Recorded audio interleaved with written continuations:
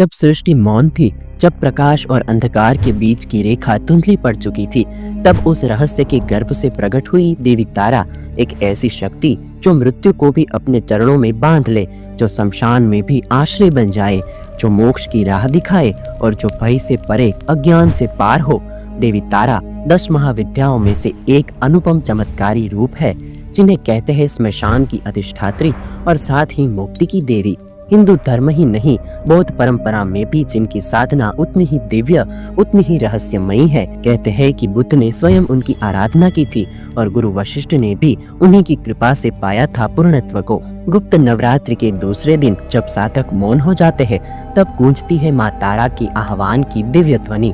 तो कौन है ये देवी तारा, क्या है इनकी रहस्यमयी उत्पत्ति की कथा, और क्यों कहा जाता है इन्हें स्मशान की देवी, और साथ ही क्यों कहा जाता है इन्हें मोक्षदात्री। गुप्तगामी देवियों के आज के इस वीडियो में हम तंत्र साधना की दूसरी महाविद्या माँ तारा के बारे में जानेंगे।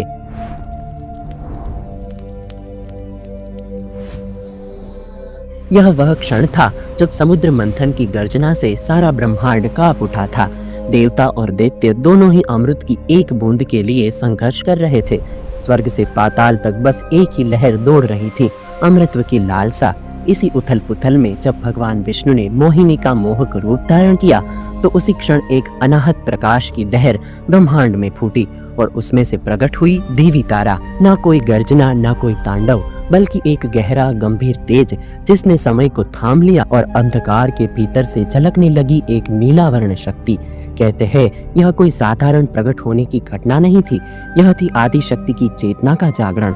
एक ऐसी शक्ति जो सृष्टि के कण कण में व्याप्त है, जो शब्द से पहले, स्वर से पहले और जीवन से पहले भी थी। देवी तारा महासरस्वती का स्वरूप, महासिद्धियों की अधिष्ठात्री और 10 महाविद्याओं में वह रहस्यमयी ऊर्जा जो न सिर्फ ज्ञान देती है बल्कि अस्तित्व को बचाती है। कथाओं में कहा जाता है जब सृष्टि विनाश की ओर बढ़ चली थी और जब चारों ओर घना अंधकार छा गया था और ब्रह्मांड मानो अपने अंतिम श्वास की प्रतीक्षा कर रहा था, तब तारा देवी ने अपने प्रकाश रूप में प्रकट होकर न केवल सृष्टि को नष्ट होने से बचाया, बल्कि उसे नई चेतना, नई दिशा और नई सृष्टि दी। वह बस एक देवी नहीं, वह है ब्रह्मांड की नीलिमा में चमकती चेतना, जो जीवन को नाश के द्वार से खींचकर सृजन की ओर मोड़ देती है। सारा ब्रह्मांड थम गया था, समुद्र मंथन अपने चरम पर था, देवता और दैत्यों की निगाहें अमृत पर थी, लेकिन अमृत से पहले निकला एक ऐसा जहर जो तीनों लोगों को भस्म कर सकता था। कालकूट विष इतना घातक कि उसकी एक बूंद से ही जीवन समाप्त हो जाए। जब कोई उसे नहीं रोक सका, तो महादेव ने उसे अपने कंठ में धारण कर लिया। भोलेनाथ ने संपूर्ण सृष्टि के कल्याण के लिए स्वयं पी लिया वह विष। परिणाम स्वरूप उनका शरीर भीषण ज्वाला से जलने लगा। शिव शांत थे, पर उनके भीतर प्रलय उमड़ रहा था। देवता भयभीत थे, ऋषि मुनि स्तब्ध थे और सारा ब्रह्मांड डगमगा उठा। तभी उस अंधकार के मध्य एक करुणामयी नीलावर्णा देवी प्रकट हुई। वही थी माँ काली का दूसरा रूप, पर इस बार विनाश नहीं, ममता लेकर आई थी। माँ ने बाल रूप में आए महादेव को अपने स्तनों से अमृतवत दूध पिलाया, जिससे शिव की जलन शांत होने लगी और उनका शरीर फिर से शीतल हो उठा और देवता की सांस फिर से लौट आई।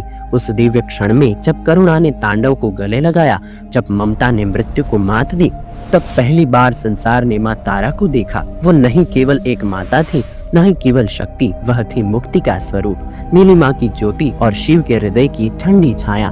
तभी से माँ काली के इस रूप को हम सब तारा माँ के नाम से पूजते हैं, जो जहर से भी तपते हुए शिव को ममत्व की अमृत धारा से शांत कर गई। तो इस प्रकार जन्म हुआ था माँ तारा का। गुप्तगामी देवियों के आज के इस एपिसोड में इतना ही। फिर मिलेंगे नए वीडियो में नए टॉपिक के साथ। तब तक के लिए दे आज्ञा, नमस्कार।